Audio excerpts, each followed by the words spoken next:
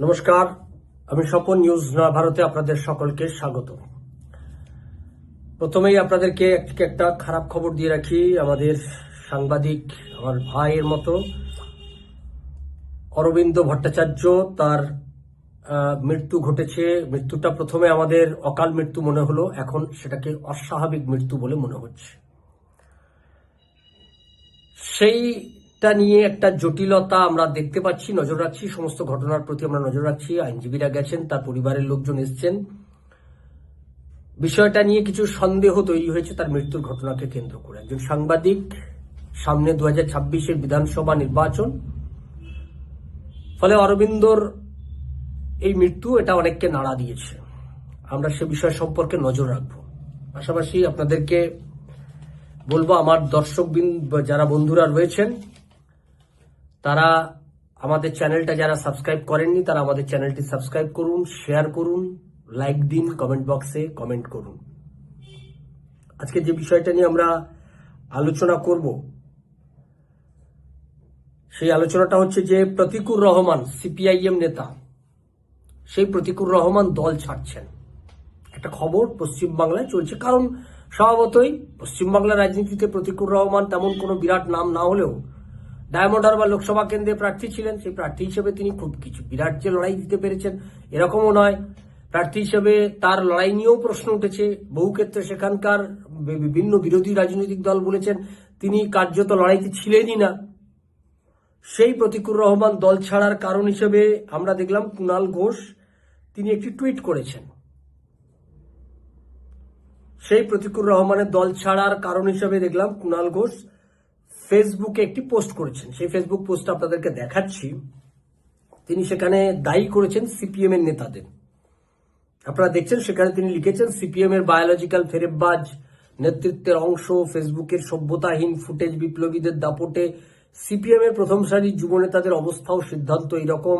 SFI শীর্ষ নেতা, জেলা নেতা, রাজ্য কমিটির কিছু দায়িত্বে থাকা ও গত লোকসভার ডায়মন্ড হারবারের সিপিএম প্রার্থী প্রতিকুর সিপিএম এর সর্বস্তরের সর্বশূন্য নামানো সম্পাদক ও তার কিছু অযোগ্য বাতেল্লাবাজ কাঠিবাজিতে এই সিদ্ধান্ত বলে খবর। চিঠির সত্যতা যাচাই করতে পারেনি, ভুল হলে ডিলিট করে দেবো বলে কুণাল ঘোষ সেই চিঠিটা দিয়েছে। চিঠিতে প্রতীকুর রহমান বলেছে, দলের ভাবনা আর কর্মপদ্ধতির সঙ্গে আমি নিজেকে খাপ খাওয়াতে পারছি না। কে বলছে? প্রতীকুর। সেটা খুব ভালো সিদ্ধান্ত। আমাদের ঠিক বিষয়টা এই জায়গা থেকে শুরু। যিনি দলের সিদ্ধান্তের সঙ্গে খাপ খাওয়াতে পারলেন না, দল ছাড়ছেন, তিনি এমন একজন মানুষের ফেয়ারওয়েলে উপস্থিত হলেন, যে মানুষটি গত বেশ কয়েক বছর ধরে ডায়মন্ড হারবার ওই কেন্দ্রে, লোকসভা কেন্দ্রে, ওই অঞ্চলে, যার বিরুদ্ধে বিরোধীদের বিস্তর অভিযোগ। তার নাম কি? ডায়মন্ড হারবারের এসডিপিও মিথুন কুমার দে। তার ফেয়ারওয়েল ছিল। ফেয়ারওয়েল মানে সে চাকরি থেকে অবসর নিচ্ছে না, ডায়মন্ড হারবার থেকে চলে যাচ্ছে। এবার তাকে পুরস্কার দেওয়া হয়েছে। পুরস্কার কি? পূর্ব মেদিনীপুরের এসপি করে পাঠানো হচ্ছে, কারণ পূর্ব মেদিনীপুর জেলা সব থেকে তৃণমূল কংগ্রেসের সব থেকে কঠিন অবস্থা। এই অবস্থায় মিথুন কুমার দেকে পাঠিয়ে ওই এলাকায় নির্বাচন করাতে হবে, সেই জন্য মিথুন কুমার দেকে এসপি করে পাঠানো হচ্ছে বলে বিরোধীদের অভিযোগ। সেই মিথুন কুমার দের যে ফেয়ারওয়েল, সেই ফেয়ারওয়েলে প্রতীকুর রহমান কি বললেন, আসুন আমরা আগে একটু শুনে নিই। অনুষ্ঠানে আচ্ছা আমরা একটু দেখে নেবো আমাদের সবার প্রিয় মানুষটা, সবাই চিনি আমরা, প্রতীকুর রহমানকে। প্রতীকুর রহমান আমাদের একটু আসার জন্য অনুরোধ করবো, স্যারের সঙ্গে একটু সংবর্ধনা অনুষ্ঠানে আসার জন্য। ধন্যবাদ প্রতীকুরকে। আসলে ডায়মন্ড হারবার শহরের বাসিন্দাদের উদ্যোগে কিন্তু এই সংবর্ধনা সভা, সবাই কিন্তু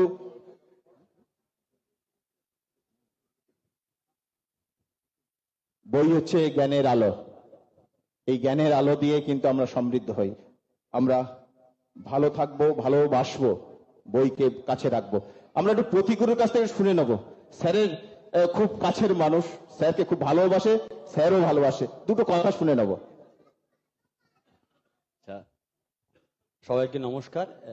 স্যারের বিষয়ে কিছু বলার নেই।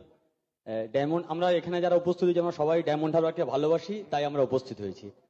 ঘটনাচক্রে আমরা ডায়মন্ড হারবার বাসিন্দা, সেই জন্য ডায়মন্ড হারবারকে ভালোবাসি। কিন্তু স্যার উনি ডায়মন্ড হারবার বাসিন্দা নন, তবুও ডায়মন্ড হারবারকে ভালোবাসেন, যেভাবে ডায়মন্ড হারবারকে দেখেছেন সেজন্য আমরা ওনাকে ভালোবাসি।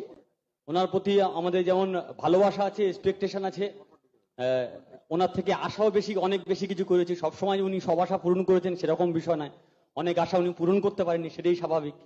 আগামী দিনে আমরা আশা করব উনি এইভাবে মানুষের পাশে থাকবেন। ওনাকে দীর্ঘায়ু কামনা করি এবং আগামী দিনের জন্য শুভেচ্ছা। ধন্যবাদ প্রতিকুরকে। আমরা আচ্ছা, এনএসসি ক্লাব আছে, এনএসসি ক্লাবের যারা সদস্য আছেন এখানে একটু জায়গা করে দেবেন। শুনলেন মিথুন কুমার দের তার যে ফেয়ারওয়েল, সেই ফেয়ারওয়েলে তিনি বলছেন তার কাছে অনেক আশা ছিল, কিছু আশা পূরণ হয়েছে, কিছু আশা পূরণ হয়নি। তিনি মানুষের জন্য যেভাবে কাজ করে গেছেন, আশা করছেন তিনি সেইভাবেই মানুষের পাশে থাকবেন। কার কথা বলছেন? কে বলছেন? প্রতিকুর রহমান। কার কথা বলছেন? মিথুন কুমার দে। প্রতিকুর রহমান তার চিঠিতে কি লিখছে? তিনি যে রাজনৈতিক দল করেন, হতেই পারে তার রাজনৈতিক দল সম্পর্কে, দলের সব কার্যপদ্ধতি নিয়ে তিনি একমত না হওয়ারই কথা। তার দলের যে কর্মপদ্ধতি, তার দলের যে বক্তব্য, তার সঙ্গে একমত না হওয়ারই কথা, এটা সঠিক সিদ্ধান্ত। কিন্তু যে দলের কর্মপদ্ধতির সঙ্গে, বক্তব্যের সঙ্গে একমত হতে পারছে না, সে এমন একজন লোকের সঙ্গে তিনি সহমত প্রকাশ করছেন, সেই ব্যক্তির জন্য তিনি তার হয়ে কথা বলছেন, যে ব্যক্তির বিরুদ্ধে অজস্র অভিযোগ বিরোধী রাজনৈতিক দলগুলোর পক্ষ থেকে, গোছা গোছা অভিযোগ। ডায়মন্ড হারবারকে বিরোধী শূন্য করা, ডায়মন্ড হারবারে বিরোধী রাজনৈতিক দলের লোকজন যাতে তারা নির্বাচনে কাজ করতে না পারে, তারা যাতে ভোট দিতে না পারে, তার বিরুদ্ধে এরকম গোছা গোছা অভিযোগ, ভুয়ো মামলা দেওয়া, ভুয়ো কেস দেওয়া তৃণমূল কংগ্রেসের লোকেদেরকে, এই যার বিরুদ্ধে অভিযোগ রয়েছে, তিনি তার সঙ্গে সহমত, তার দীর্ঘায়ু কামনা করে, নিশ্চয়ই দীর্ঘায়ু কামনা করেছেন, তাতে কোনো অপরাধ নেই। দীর্ঘায়ু, শতায়ু যা হওয়ার হোক, তিনি হাজার আয়ু হোক তার, কিন্তু তিনি তার যে কর্মপদ্ধতি, সেই কর্মপদ্ধতির সঙ্গে তিনি একমত হয়ে গেলেন। অর্থাৎ মিথুনদের কর্মপদ্ধতির সঙ্গে তিনি একমত হলেন কি করে, যেখানে তিনি তার নিজের দলের লোকেদের, নেতাদের কর্মপদ্ধতির সঙ্গে এক হতে পারছেন না? এই প্রশ্নটা কিন্তু উঠেছে। ফলে এখানে আর একটা নতুন ইকুয়েশনের জন্ম দিয়েছে। সেই নতুন ইকুয়েশন কি? কানাঘুষো শোনা যাচ্ছে যে আসলে মিথুনদেরকে মাধ্যম করে প্রতিকুর রহমান তৃণমূল কংগ্রেসে যোগদান করে তিনি তৃণমূল কংগ্রেসের 2026-এর নির্বাচনে বিধায়ক হিসেবে বিধানসভায় যাওয়ার পরিকল্পনা করেছেন। মিথুন দে তাকে এই ব্যাপারে সহযোগিতা করছেন। মিথুনদের হাত ধরেই তার এই তৃণমূল কংগ্রেসে যাওয়ার পথ প্রশস্ত হয়েছে বলে এক অংশের রাজনৈতিক মহল, তৃণমূল কংগ্রেসের মধ্যেও এই নিয়ে বিষয়, এই বক্তব্য রয়েছে। সিপিআইএম এর লোকেদের কাছ থেকে আমি একই খবর পেয়েছি, বিজেপির লোকেদের কাছে আমি একই খবর পাচ্ছি, যে প্রতিকুর রহমানের আসলে সিপিএম ছাড়ার পেছনে রহস্য এটাই, কারণ এটাই যে তিনি দলের সঙ্গে একমত হতে পারছেন না, কিন্তু মিথুনদের সঙ্গে একমত হয়ে তিনি তৃণমূল কংগ্রেসে যোগদান করছেন। আর তৃণমূল কংগ্রেসে যোগদান করার পর তিনি বিধায়ক হবেন, কারণ তিনি জানেন তৃণমূল কংগ্রেসে যোগদান করলে এই ডায়মন্ড হারবার লোকসভা কেন্দ্রে তৃণমূল কংগ্রেসের হয়ে একটা নিশ্চিন্ত, এখানে ভোট হয় না, এখানে লুট হয়, এখানে বিরোধী বলে কিছু নেই, আমি তৃণমূল কংগ্রেসের হয়ে দাঁড়ালে এখানে নিশ্চিন্তে জিতে যাব। কিন্তু এটা মাথায় রাখবেন, প্রতিকুর রহমানদেরকেও আমি বলবো, সুযোগ সন্ধানী, তাই আপনি সুযোগের সদ্ব্যবহার করার জন্য এটা যাচ্ছেন হয়তো, কিন্তু মনে রাখবেন তৃণমূল কংগ্রেসেরও রাজনৈতিক, তাদের তৃণমূল কংগ্রেসের যে রাজনৈতিক, তাদের যে কর্মপদ্ধতি, সেই কর্মপদ্ধতির সঙ্গে কিন্তু বাংলার মানুষ এক নয়। বাংলার মানুষ কিন্তু তৃণমূলের কার্যাবলী, তার বক্তব্য আর কর্মপদ্ধতির সঙ্গে বাংলার মানুষ সহমত পোষণ করে না। আপনি যদি মুসলিম হয়ে মনে করেন যে হ্যাঁ আমি মুসলিম, সেই কারণেই আমি তৃণমূল কংগ্রেসের পক্ষে দাঁড়াবো, কারণ মুসলিম তোষণ করাতে এখন সিপিএম কেও অতিক্রম করে গেছে তৃণমূল, ফলে আমার মনে হয়েছে সেই দিক থেকে আমি তৃণমূল কংগ্রেস করব।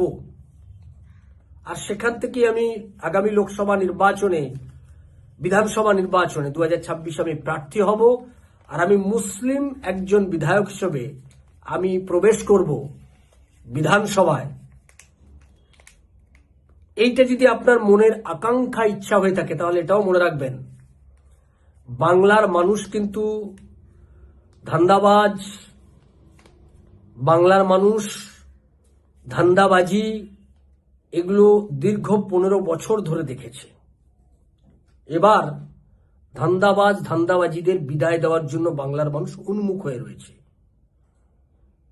ফলে মুখ আর মুখোশের আড়ালে দাঁড়িয়ে কেউ যদি সত্যকে, মুখোশের আড়ালে গিয়ে কেউ যদি মানুষকে বোকা বানানোর চেষ্টা করার পরিকল্পনা করে থাকে, তার সেই পরিকল্পনাও ব্যর্থ হবে। আর সেদিন কিন্তু সঙ্গে কেউ থাকবে না।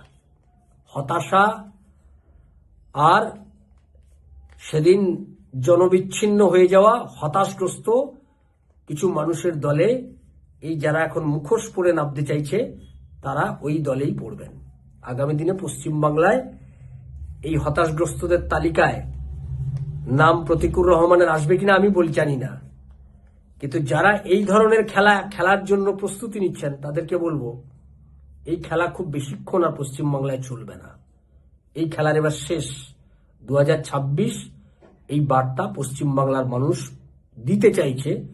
তৃণমূল কংগ্রেস পেয়েছে, যারা এখনো এই ফুটো নৌকায় উঠে নিজেরা মনে করছেন যে আমরা নদী পার হয়ে যাব, তারা তাদের ওই নৌকো সমেত সলিল সমাধি ঘটে যেতে পারে। এর ব্যাপারে নিশ্চিত হয়ে নৌকোয় উঠবেন। আমরা সেদিকেই নজর রাখবো।